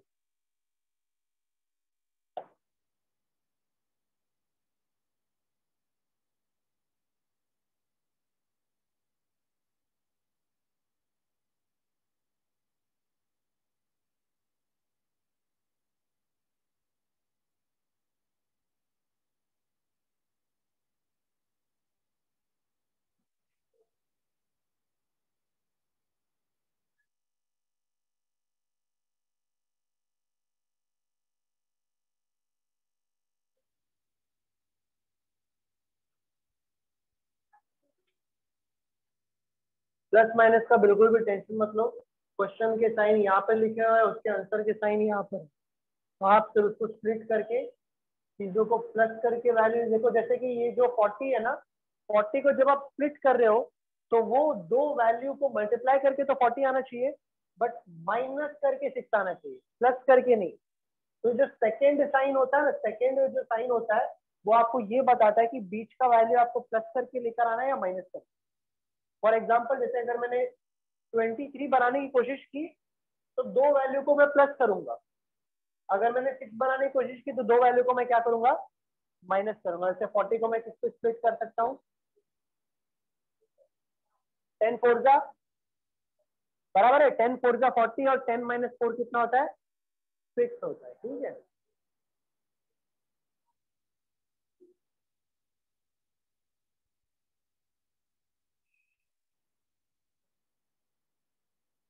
तो मैथ शायद कुछ लोग को हार्ड जरूर लगता होगा, बट अगर मैं सिर्फ 4 टॉपिक की बात कर रहा हूँ जो कि बहुत ज्यादा मार्क्स का वेटेज रखते हैं, तो सोचो आपको सिर्फ 4 ही टॉपिक पे फोकस करना है, बाकी आप इंग्लिश और रीजनिंग करते जाओ, बैंकिंग एग्जाम तो आराम से निकल जाएगा।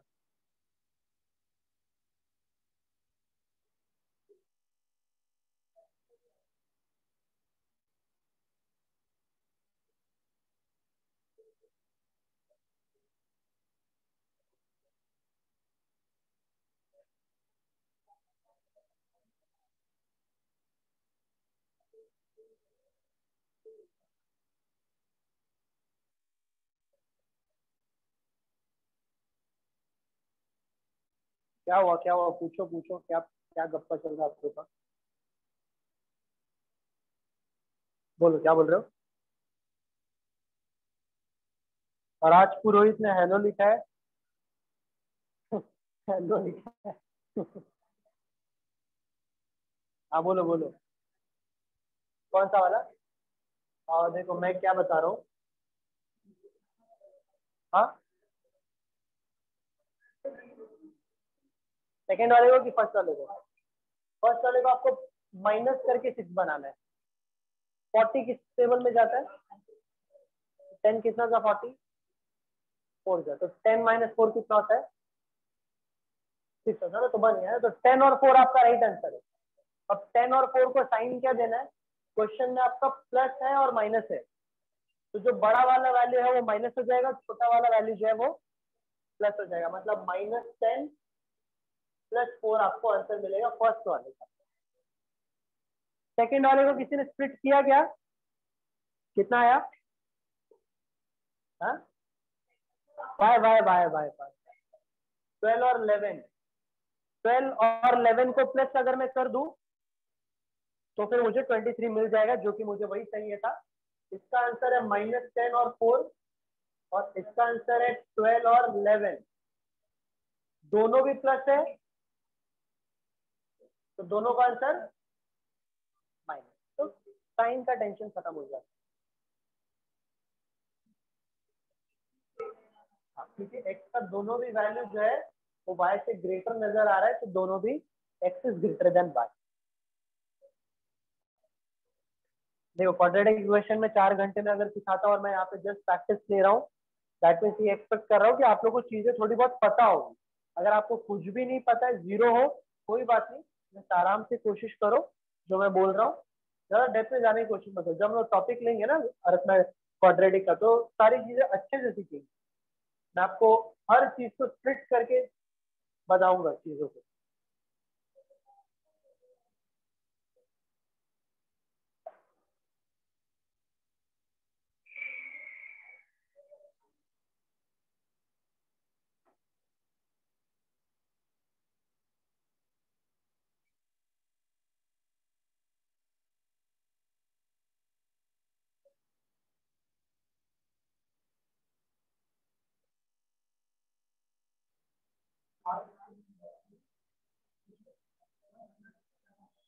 हाँ, इसे तो 12 11 में लिखा है ना।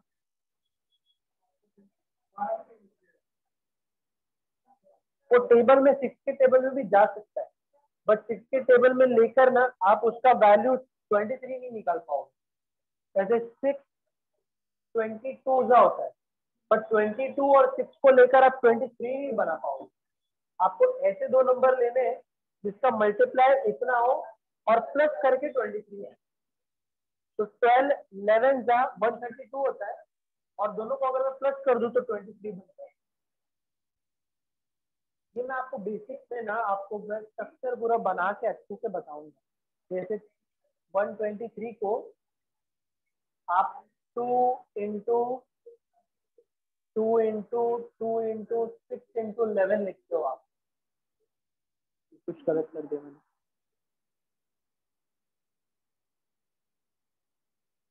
ये होता है इसका फैक्टर 123 का।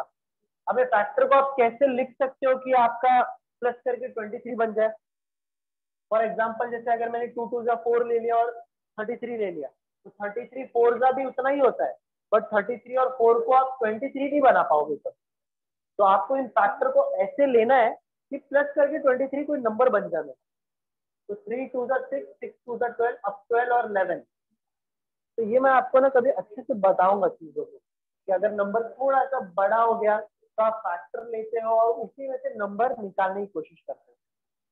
और जब आप प्रैक्टिस करोगे ना तो आपको ये 123 132 ऐसे वैल्यू याद हो जाए।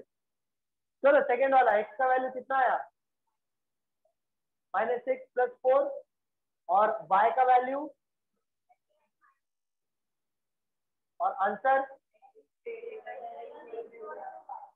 इक्वल टू वाई, एकदम perfect. X is greater than equals to Y. ठीक है, सेकेंड क्वेश्चन आया, साइन का टेंशन नहीं, आप कंपेयर बस थोड़ा सा ध्यान से करो कि कंपेयर करने में कोई गलती ना हो।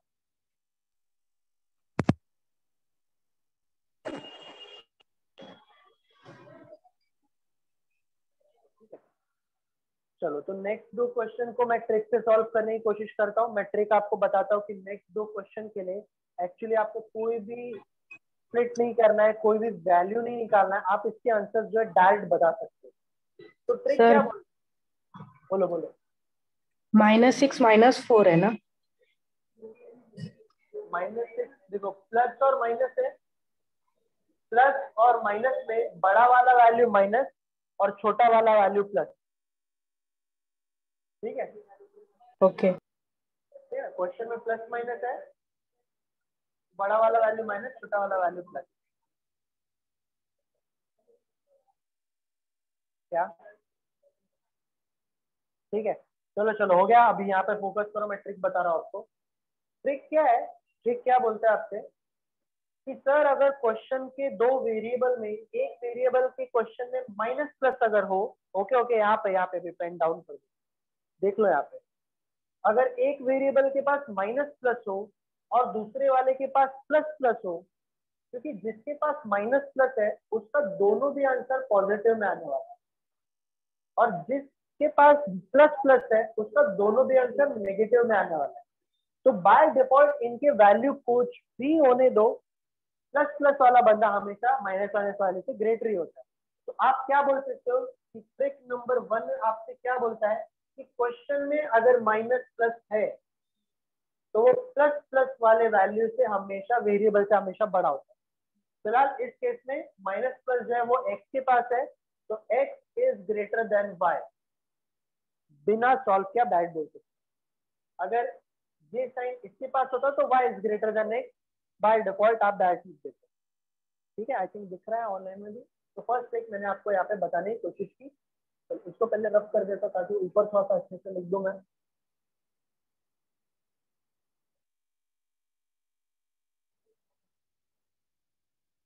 तो आप इसको अच्छे से लिख दो जरा।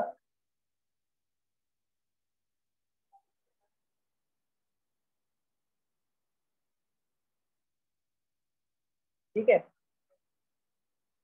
माइनस प्लस का वैल्यू हमेशा प्लस प्लस वाले वैल्यू से क्वेश्चन वाले वैल्यू से बड़ा होगा। और ट्रिक 2 क्या बोलता है आपको, चलो यहाँ पे जान दो। ट्रिक 2 क्या बोलता है, अगर सेकंड साइन जो है आपका इस क्वेश्चन का, ऐसे सेकंड साइन कौन है इस क्वेश्चन का, अगर क्वेश्चन में आपको सेकंड साइन दोनों में माइनस है तो इन दोनों का भी जो आंसर है, या अगर दोनों माइनस होने पे जो भी आंसर है वो एक के पास नेगेटिव एक के पास पॉजिटिव, एक के पास पॉजिटिव एक के पास नेगेटिव, तो ऐसे केस में आंसर हमेशा कैन नॉट बी डिटरमाइन होता है, क्योंकि जो पॉजिटिव वाला बंदा है वो नेगेटिव से बड़ा रहेगा और जो इसमें पॉजिटिव वाला बंदा है वो पहले वाले के नेगेटिव से बड़ा रहेगा। एक बड़ा एक छोटा, एक बड़ा एक छोटा, तो answer can not be determine हो जाएगा। तब जब आपका फर्स्ट वाला साइन की बात नहीं कर रहा, जब आपका सेकंड साइन माइनस का होता है। अब इस सेकंड साइन माइनस का कुछ भी हो सकता है, जैसे प्लस माइनस, जैसे दोनों भी क्वेश्चन में प्लस माइनस हो, या दोनों भी क्वेश्चन में माइनस माइनस माइनस माइनस हो, या दोनों क्वेश्चन में प्लस माइनस और माइनस माइनस। तो ये तीनों केस में आपका सेकंड जो साइन है दोनों केसेस में आपको माइनस माइनस दिख रहा है, तो इसका आंसर आप हमेशा क्या लिखते हो, कैन नॉट बी लिखते। तो ये दो ट्रिक है जिसका आप आंसर आपको निकालने की जरूरत है, आप डायरेक्ट आंसर दे सकते हो। वही तो मैं बता रहा हूँ, इसी इसी का तो मैं आपको बता रहा हूँ। ठीक है, राइट लिखे आपने।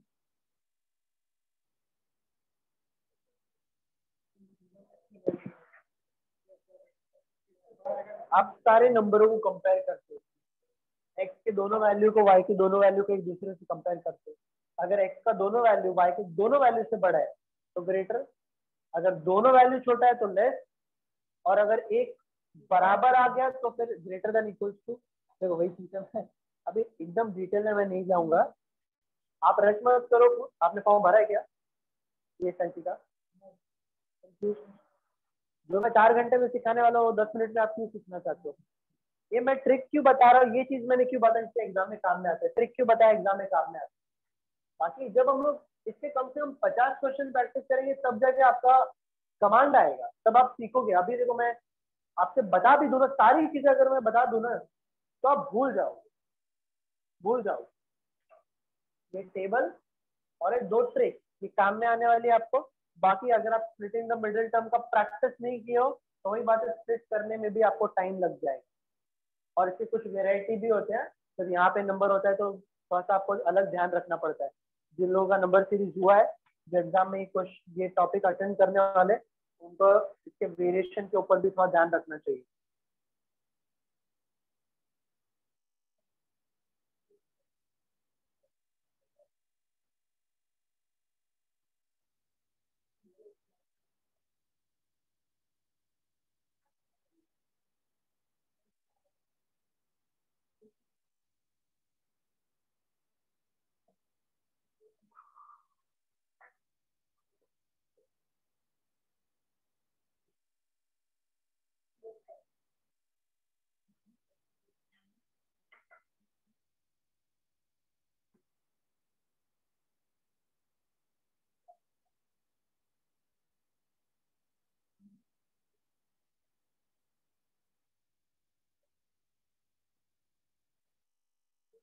चलो इसके 2 क्वेश्चन मैं और देता हूँ, सॉल्व कर लो। आई थिंक उतना इनफ रहेगा आज के लिए फिर।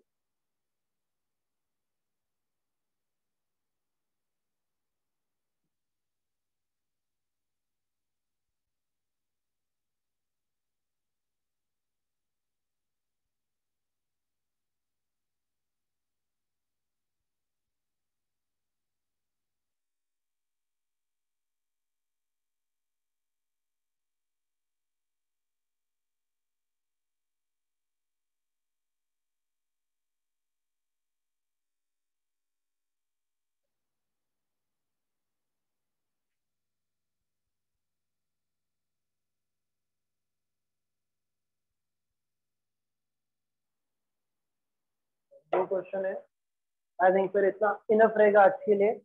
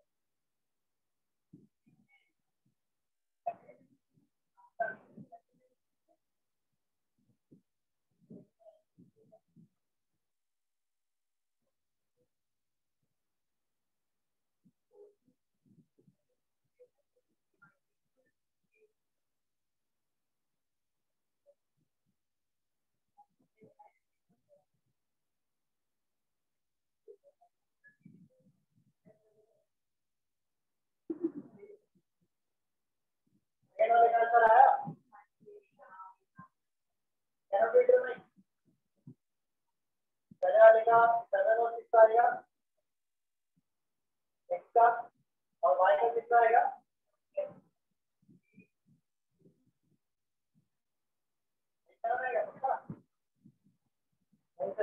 बन जाता है।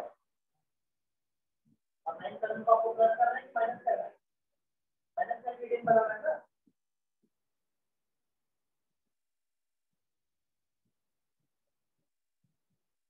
इसका निकालो तो एग्जाम में झुक जाओगे।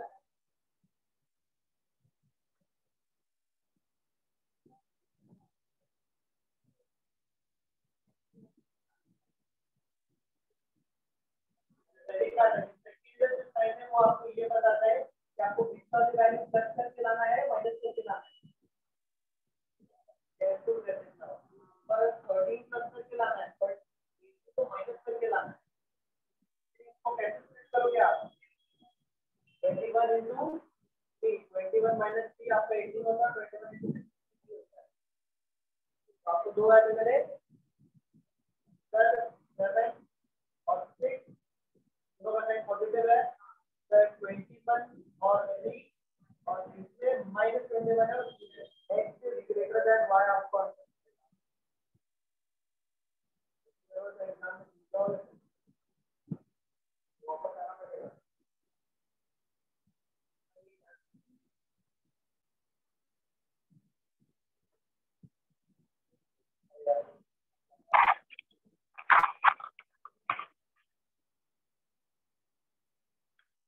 ठीक है। और अगर मैं ऊपर वाले क्वेश्चन की x की बात करूँ, चलो y की बात करूँ, तो y का आंसर कितना आएगा? 11 आएगा। बट अगर मैं x की बात करूँ तो 11 का, x का भी आंसर 11 आएगा क्या? क्या ऑनलाइन वालों का आंसर वही है? 11 आएगा x का वैल्यू।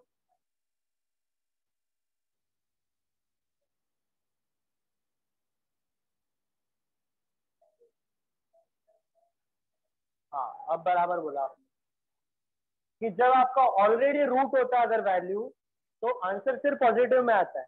बट जब आप स्क्वायर लगाते हैं, यहाँ पे स्क्वायर हटाने की कोशिश करते हो, तो आंसर नेगेटिव और पॉजिटिव दोनों में बनता है। आंसर जो है वो आपका नेगेटिव और पॉजिटिव दोनों केस में बनता है। इसलिए आपका अब आंसर जो आएगा वो आएगा y is greater than equal to x। ठीक है, तो आंसर देने के पहले थोड़ा सा ध्यान कि x और y की वैल्यू क्या क्या है। ठीक है,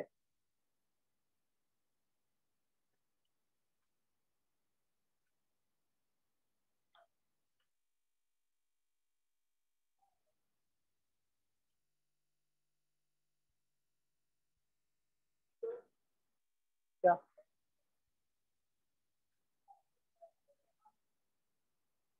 x ग्रेटर में, मैंने x की बात नहीं की, मैंने बोला y is greater than equal to x। क्योंकि y का 11 और x का 11 इक्वल है, बट y का 11 और x का -11, y वहां पर ग्रेटर हो जाता है। ठीक है, आज कितना 8 है ना? 8 है कि नहीं है?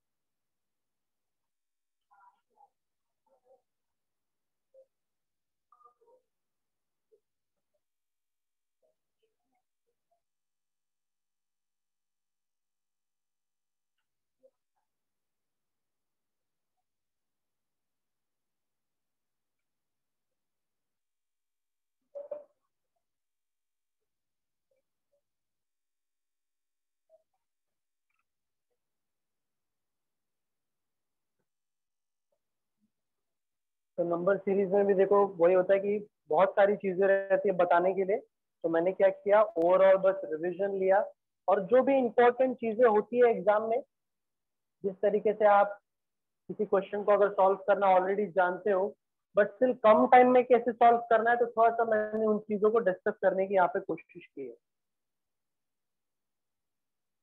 ठीक है, शायद एग्जाम में जाने से पहले एक लेक्चर हम लोग को और मिलेगा, तो उस लेक्चर के पहले मेरा आप लोग से ये एडवाइस रहेगा कि एटलीस्ट 100 मार्क्स के 3 से 4 पेपर सॉल्व कर ले।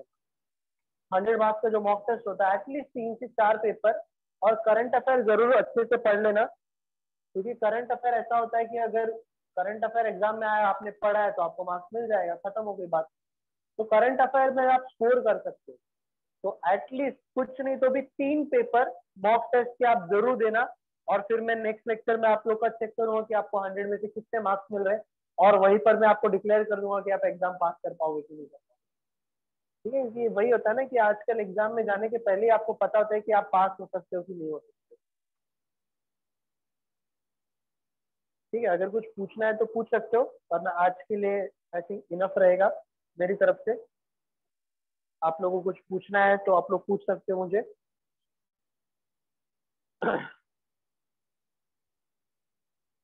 हाँ, आंखें बंद हो जाती है।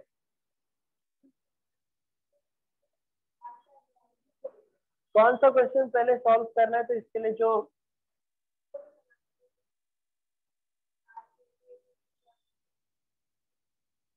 अब देखो जब आप नॉर्मल बाकी का पेपर देते हो तो आपको सेक्शनल टाइमिंग रहता है, तो उसमें आप डिसाइड कर सकते हो, बट इसमें सेक्शनल टाइमिंग नहीं रहेगा। तो बस आपको ध्यान इस बात का रखना है कि अगर आपको मैथ्स में बहुत ज्यादा कॉन्फिडेंस नहीं है, तो आप स्पेसिफिक वही टॉपिक लेना जिसके ऊपर आपने प्रैक्टिस किया है। जैसे आज मैंने सिंप्लीफिकेशन आपको सिखाया, बट क्या आपने और 100 क्वेश्चन सॉल्व किए क्या बाद में? कम से कम 100 क्वेश्चन। अंडर 24 में 7 से 15-15 मिनट के अगर आप टेस्ट दे रहे हो, 15-15 क्वेश्चन, तो कुछ नहीं तो भी एटलीस्ट 6-7 क्वेश्चन, 6-7 सेट। तो क्या आप वो कर रहे हो क्या? तो आप एग्जाम में ऑटोमेटिक कॉन्फिडेंस रहेगा आपको। अरिथमेटिक के क्वेश्चन सॉल्व मत करना, क्योंकि अरिथमेटिक आप नहीं जानते कि आपको कितना टाइम लगेगा वो क्वेश्चन को समझने में, इक्वेशन तैयार करने में। कैलकुलेशन तो वो तो आपके ऊपर है, कैलकुलेशन आपने कितना प्रैक्टिस किया है। बट अरिथमेटिक के क्वेश्चन अंडरस्टैंडिंग वो टाइम ज्यादा खा सकता है। तो अरिथमेटिक अगर मैं छोड़ दूं तो नंबर सीरीज, डीआई, सिंप्लीफिकेशन और क्वाड्रेटिक इक्वेशन, आपने अगर ये अच्छे से प्रैक्टिस किया तो इसको करने में आपको कोई प्रॉब्लम नहीं होगा एग्जाम।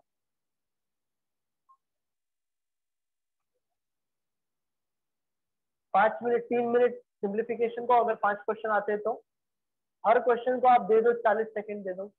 देखो इंग्लिश के 25 क्वेश्चन आप 12 मिनट पकड़ो, 12 मिनट आप उसके करंट अफेयर पकड़ो, खत्म हो गए 24 मिनट। फिर आप 20 मिनट पकड़ो रीजनिंग के, 24 मिनट बचे ना, 36 बचे, तो 18 मिनट आप रीजनिंग और मैथ्स में डिस्ट्रीब्यूट कर दो।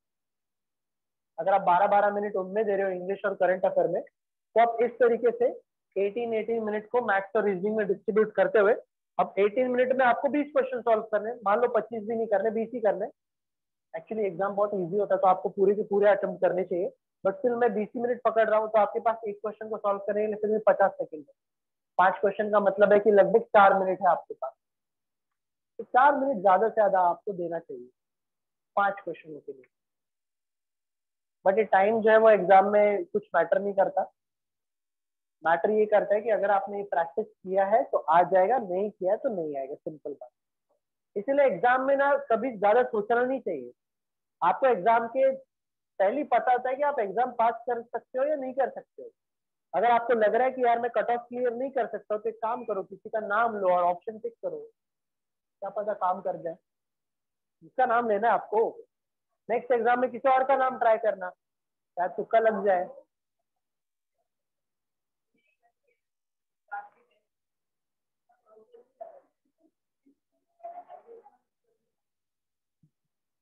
किसका नाम लिया था?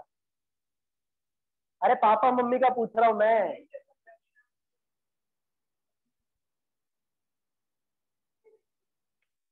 मोह माया में फंसे हुए अभी तक आप लोग। और ये बात बोल रहा हूँ कि अगर मॉक टेस्ट में आपको अच्छे मार्क्स मिलते, 70-75 प्लस मिलते, तो रिस्क लेने की जरूरत नहीं फिर एग्जाम। आप फिर जानते हो कि आपके पास उतना स्किल्स है कि आप एग्जाम बिना रिस्क ले ही क्लियर कर सकते हो। बट मॉक टेस्ट देने के टाइम पे आपको सिर्फ 50 मिल रहा है, 55-50 मिल रहा है, तो जरूर आप risk low. Life life is all about risk. आप कितना रिस्क लेने के लिए तैयार हो, खुशी खुशी। रोने के बाद में वो टेंशन लेने की कोई जरूरत नहीं। हाँ लिया मैंने रिस्क लिया, कोई प्रॉब्लम, बट हमेशा लाइफ में रिस्क लो, तभी लाइफ का एक मजा है। वरना लाइफ रोबोट की तरह बन जाएगी। 24 साल तक पढ़ाई, फिर नौकरी, फिर छोकरी, फिर शादी, फिर बच्चे, फिर रिटायरमेंट, फिर ये फिर वो। रोबोट की तरह लाइफ जीनी है तो अलग बात है। अगर आपको थोड़ा सा लाइफ में ट्विस्ट एंड टर्न एंजॉय करना आता है आपको, तो फिर आप चीजों की टेंशन नहीं लेते। आप फिर बोलते हो चलो रिस्क ले लेते ना, देख लेंगे क्या होगा। बट स्टार्टिंग में मैं जो बात बोल रहा था कि आप हमेशा दुख, नाराज सिर्फ इसी बात से हो गए कि आप जो चीज कर सकते थे आप वो कर नहीं रहे हो। आप अपने आप को बोल रहे हो कि मैं आज 2 घंटे पढ़ाई करूंगा, बट आप कर नहीं रहे हो। आप हमेशा दुखी सिर्फ इसी बात से होते हो। आप एग्जाम में फेल होने से कोई फर्क नहीं पड़ता आपको, बट क्या आप एग्जाम के एक दिन, एक रात, अब एक रात पहले भी अगर मैं एग्जाम के बोल लूंगा ना कि मैं पूरी रात बैठ के पढ़ूंगा, हम लोग फिर भी नहीं करते वो काम। मैंने पूरे साल पढ़ाई नहीं की, बट एग्जाम के एक रात पहले पूरा रात भर में बैठ के पढ़ा हूँ। और एग्जाम में मुझे जितने मार्क्स मिले मैं खुश था। क्यों? क्योंकि मैं एटलीस्ट एग्जाम के एक दिन पहले जो सोचा मैंने वो ईमानदारी से किया था।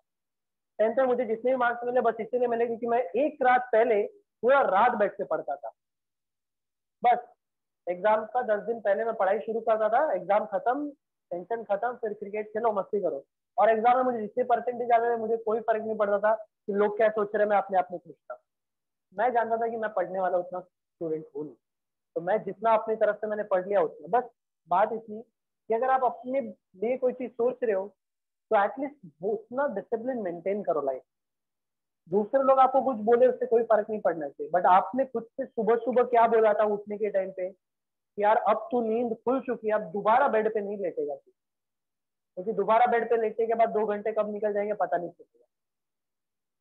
होता नहीं, सुबह सुबह नींद खुली है, बोल रहा है कि चलो यार अब थोड़ा सा, फिर बॉडी बोलता है कि रुक 5 मिनट रुक, अलार्म स्नूज पे है, फिर से बजेगा, फिर 1 घंटा कब निकल जाता है, और 1 घंटे बाद फिर गुस्सा आता है कि यार मैं तो कब का उठ गया रहता और मैं अभी तक यहाँ पे। तो गुस्सा सिर्फ आपको हमेशा अपने आप से होता है, अपने आप से जो एक्सपेक्टेशंस आप करते हो, गुस्सा हमेशा आपको उसके वजह से आता है जब आप वो कंप्लीट नहीं होता। तो एक छोटी छोटी बातों का जो डिसिप्लिन है वो मेंटेन करना सीखो। लाइफ में आपको जो मिलेगा आप एंजॉय करोगे, जो नहीं मिलेगा उसकी कोई परवाह नहीं करोगे आप, बट आप खुद से जो भी चाहते हो बस उसको डेली बेसिस पे कंप्लीट करो। तो आज का भाषण जो है यहीं पे खत्म होता है, आज के लिए इतना ही रखता हूँ मैं, नेक्स्ट लेक्चर में मिलूंगा मैं आप लोगों को। ठीक है, आज के लिए इतना ही। बोलो।